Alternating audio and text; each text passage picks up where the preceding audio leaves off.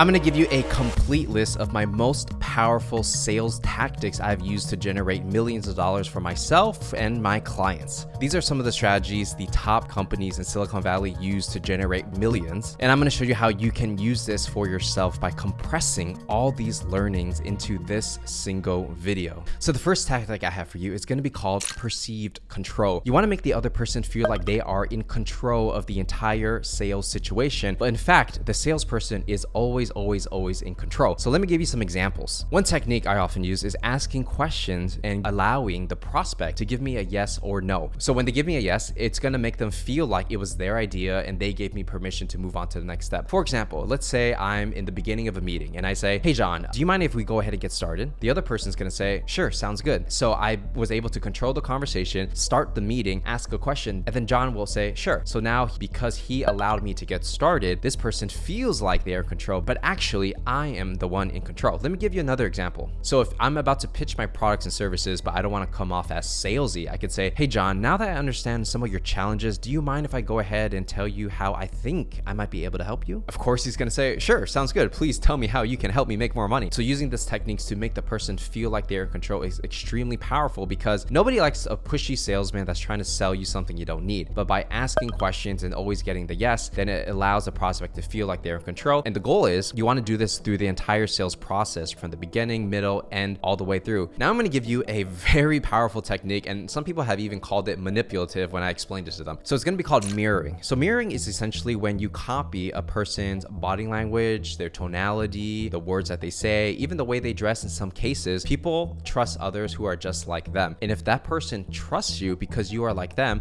they're more likely to buy from you because they trust you. So the more you are similar to another person, the more they buy. So when it comes to the selling environment, it starts with the moment you shake someone's hand all the way to closing a deal. So when you shake someone's hand, your mirroring already started. This is getting very technical, but let's say you're shaking someone's hand and you basically match the grip of their handshake. Have you ever had a situation when somebody had a very weak handshake? You're like, that's kind of weird. Or when someone had a very strong handshake, like they're trying to like kill you, feels very weird. But if you just kind of touch them here and then match the handshake, they're much more likely to feel like you and them are more in common. So then from there, the next step is tonality. So how you speak. So if you're going crazy, like, yo, what's up, man? Like, you want to buy my products? They're going to be like, whoa, total turn off, right? Obviously you want to be confident in yourself, but at the same time, if you match the tonality of how they speak, how fast or slow they're speaking, how loud they're speaking, and even the words that they say, you're just like subconsciously getting the other person to like you more and more and more. So if somebody sits down, I'm going to sit down. If they're going to talk in this particular speed, I'm going to talk in this particular speed. So all I'm really doing is mirroring. And when you get really good at this, it's really in your subconscious. You don't have to think about it too much. You just have to basically copy the way they act, their mannerisms. People don't even know that I'm doing it to them, but some reason they feel like, wow, I really like this person. And then that's how you get the sale. And real quick, guys, if you are interested in starting your own business and taking the skills you've learned from your 9-to-5 job, or maybe from your personal experience and want to monetize that, you definitely want to check out Founder X, which is our free entrepreneurial community that's going to show you how to build your own online business and get your first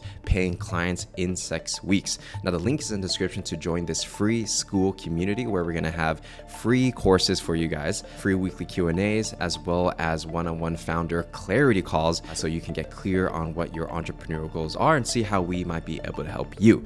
Now, if you want to join this free school community, Founder X, make sure to check the link in the description. I'm going to show you how to use pain to get people to trust you. So here's the thing about people. Everybody has a story to tell, but they don't feel like they trust anyone to tell their story to. Everybody has trauma. Everybody's been through a bad breakup or a bad business deal or whatever in their life. And it feels really good to share these things with other people because we feel like we trust them. We feel like we're getting some kind of emotional support. And so from a salesperson's perspective, once you build that trust by, let's say, building rapport, copying their tonality, their body language, the next step is to ask questions to uncover their pain. Because in a sale, if there's no pain, somebody doesn't feel enough problems in their life to take an action or pay money to make the problem go away, they're not going to buy. So all you have to do is ask questions, start surface level, then you get deeper and deeper and deeper. You can ask things like, so far, what have you tried when it comes to social media? And then they'll tell you and say, oh, so you tried shorts already, but it didn't work out. Like you're only getting like 3 likes per post. Is that right? And then they'll say, yeah, you know, we've been trying to post, but it's just not working. Then you can ask deeper questions questions like, oh, well, what have you tried to, increase the number of likes that you get per post or get people to watch it? And then they'll say, oh, I tried everything. I read all the books. I did all the courses, but somehow it doesn't work. And so you're kind of like secretly positioning your, let's say, a marketing agency, for example, if you help people with Instagram content, you're positioning yourself as a solution to their pain. The key to using pain in a sell is you want to, one, identify their pain, and you want to make this little tiny problem into a very big problem,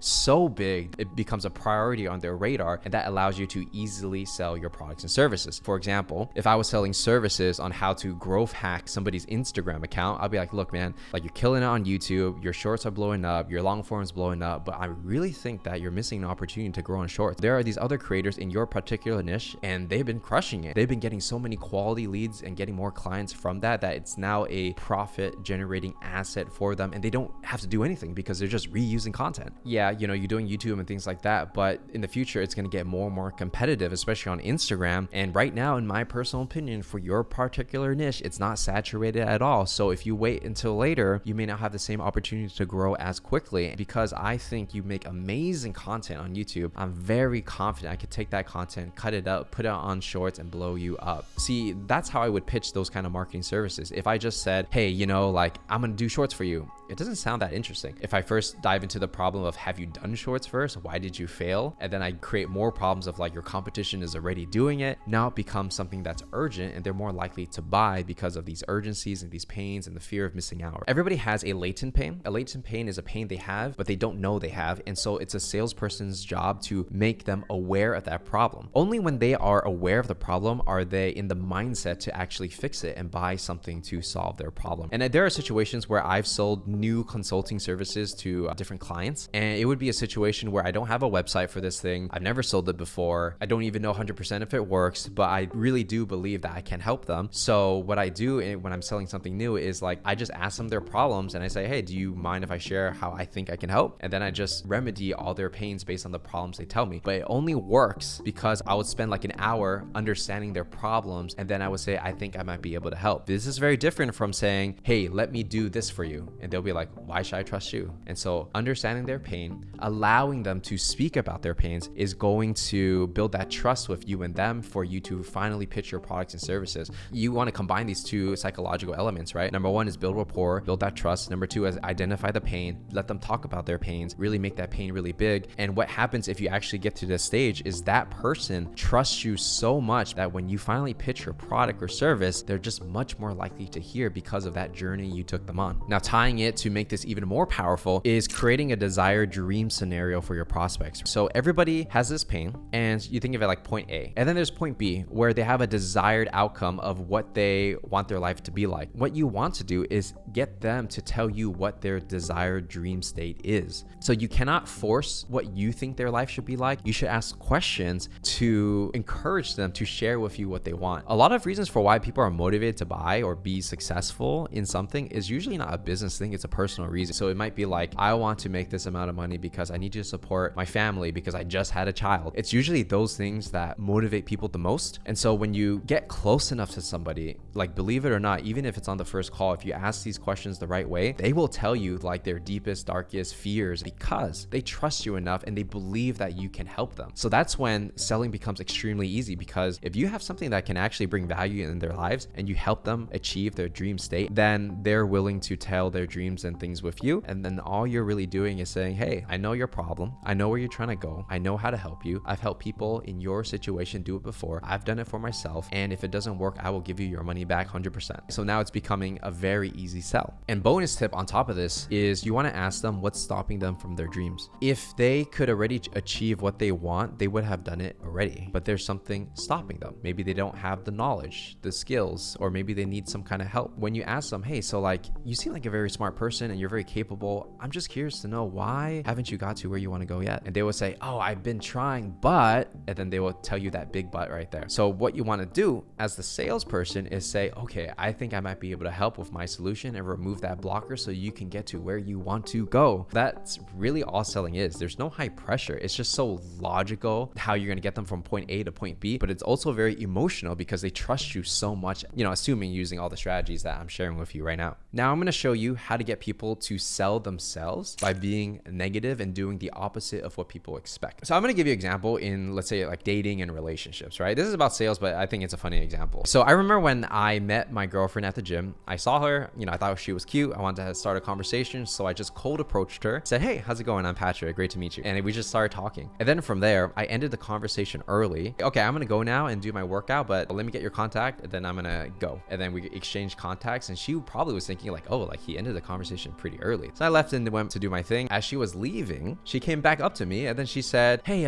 it's good meeting you, and we should totally hang out again sometime." And then I said, yeah, just text me when you're at the gym and I'll see if I'm there. And she's like, no, like we should hang out for coffee or something like that. And I was like, oh, you want to go outside the gym, huh? You see what I'm doing here? It's like, instead of just jumping in and saying like, "Hey, let me take you out to dinner," I'm just saying like, "Hey, like I'll be here around, text me whenever." And so it's very opposite of what people expect. I, at the time, wasn't really trying to do that. It just kind of happened that way. When you do the opposite of what people expect, you somehow build more trust, placing yourself as high value. When it comes to sales, it's very similar. Let's say you're trying to close a deal and then someone's like, "Yeah, I'm ready to move forward." And you just bust out the contract and your pen. "Okay, well, sign here." They're going to be like, whoa, man, you're pushing way too fast. I said I was ready, but not that ready. But if you do the opposite and you kind of push them away, which is like a negative in like dating, it's called negging, right? Let's say somebody says, "Yeah, Patrick, I'm ready to sign the contract. I'm ready to go." And I'll be like, "Great. This is really good that we got to this stage." Before we even sign any contracts, I would just want to make sure one more time that this is something you really need, because if it's not, I don't want to force you to buy anything. Like, I'm only looking to work with people who are 100% committed to this. What ends up happening is they're going to say it with their own mouths and say, no,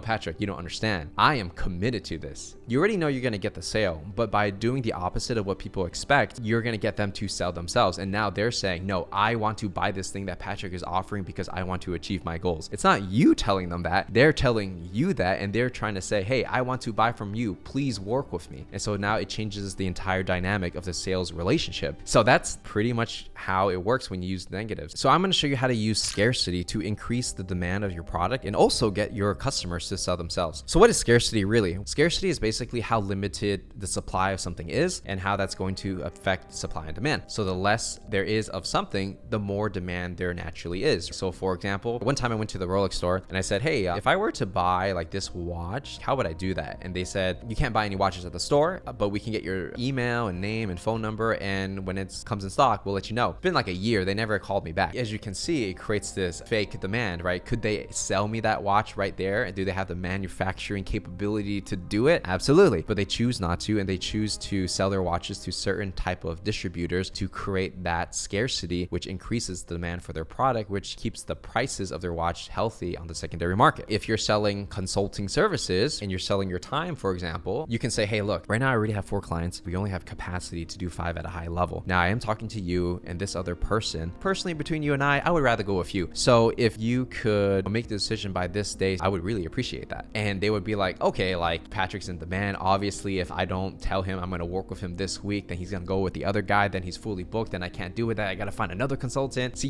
you're creating this feeling of scarcity, which can be very true, and it's going to increase your perceived value, which also allows you to increase your prices if they don't have an alternative option. Now, I'm going to show you how you can get somebody to negotiate against themselves and get them to buy your products and services. So this technique is called anchoring. Anchoring is essentially when you pick a price and you put it next to another price, and the first price typically is a lot higher than the second one, and because the first one is much higher, the second one doesn't look as bad. And actually, somebody used this technique on me recently when I was looking for certain coaching services, and I'll tell you how it went. So I'm on the call. It's a good fit to work together on both sides, and we're going to talk about pricing for this particular coaching program, right? So that's me paying for another person to coach me. I'm like, "Okay, cool. Everything sounds pretty good. What's the price looking like?" And they're like, "Okay, really good question, Patrick. Well, we have different tiers depending on what you need. We have tiers that go up to $50,000. Some entrepreneurs go with the $30,000 services. At the lowest tier, we have $7,000. Just curious, based on your particular scenario, like which one would you feel like you fit in?" Now, obviously, like $30,000 and $50,000 is quite a lot for coaching programs. So I'm like, I probably would be in the $7,000 range, but I don't even know what am I getting from these things, right? So if I was getting the $7,000, like what am I getting? So now what that salesperson did is he reversed it on me. So he basically got me to admit my price of like what I'm willing to pay for something. And then he got me to ask him the question, "So if I pay you $7,000, what do I get?" And now he's allowed to pitch without sounding salesy, because I was the one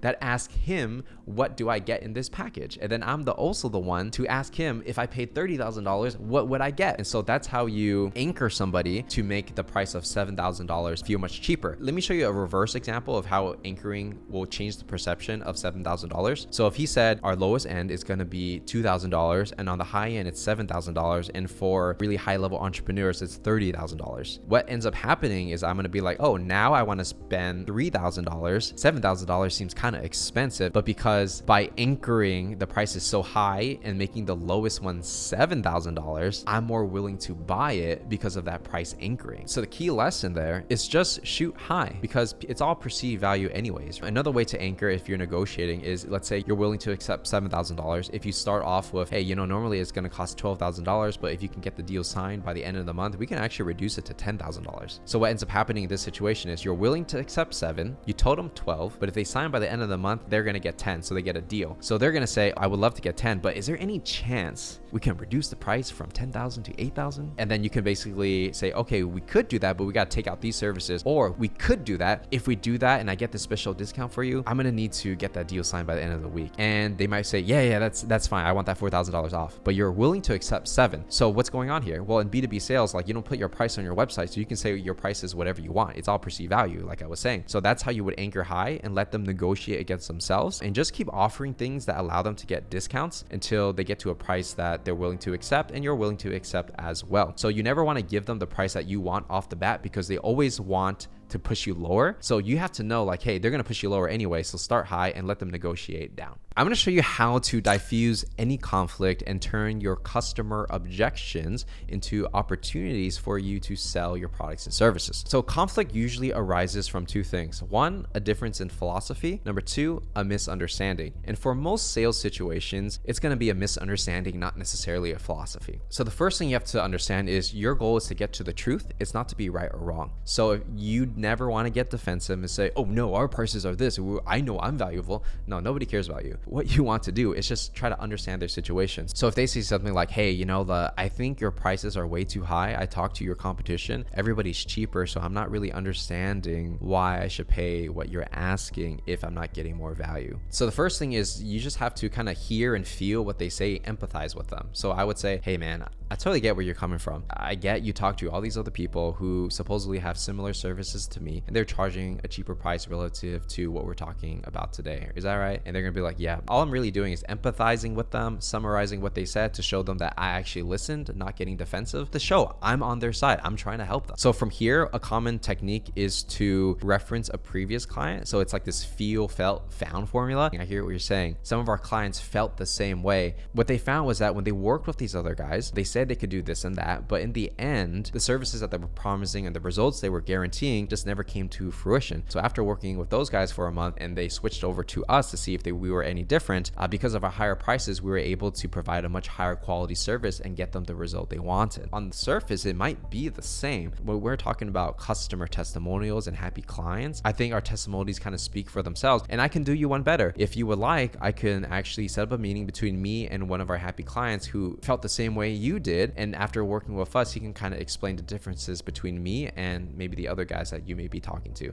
What do you think of that? That's a very strong way to take an objection and turn it into an opportunity of strength. But if you don't have like customer testimonials and things like that, you can't really use the feel, felt, found formula. What you can also do is you can make a recommendation and offer a different perspective. Now I'm going to show you how to close more deals using a technique called the call out, which is just calling out your gut feeling. Now there are going to be times in a sales meeting where you feel like everything's going well, but something deep in your gut is telling you like, nah, like I don't think they're going to buy. You don't know what it is. Sometimes it's your subconscious. Sometimes it's a guess. Sometimes it's just the way they looked at you, but you feel like something is wrong. Now you might feel very afraid to say what's on your mind, but let me tell you a trick. If you feel it, say it. Meaning if you feel like, hey, like this person really does not have the money, just say it. Just say like, hey, for some funny reason, I feel like maybe the pricing might be too high for you. Is that right? It's a very scary question to ask because you're basically doing the opposite opposite of what someone expects, and you could potentially kill the deal because you feel like you're disrespecting them. But if you feel it, it probably is true. Or you might say like, hey, everything seems pretty good and it seems like you can make a decision, but my personal gut feeling is that there's more people involved in the decision-making process. And I know you said that you're the key decision-making and you're signing off, but I just want to make double sure that there's nobody else that we need to bring into the conversation. And a lot of times when you call them out on these things, they might be like, oh, well, I am the person that signs off, but I need to talk to this particular person first. Or let's say you're doing a sales presentation and the person's like dozing off on your presentation, right? They're falling asleep. You say, hey, listen, we're doing this presentation and I respect that, you're giving me the time to do this, but it seems like you're kind of falling asleep during the presentation and I don't want to waste your time. I don't want to waste my time either. So I just want to make it clear, like, is this something you're interested in? Because if it's not, we could totally just cut it here and kind of move forward. And they might be like, oh, no. I just didn't have good sleep last night and I really do want it. Or they might be like, yeah, to be honest, I'm not really into it. So let's go ahead and not waste any more time. Because a lot of times as salespeople, our time is the most valuable thing we have. And if you're feeling something weird or awkward in the sales meeting, say it. Just say it and get to the truth. Do not be afraid.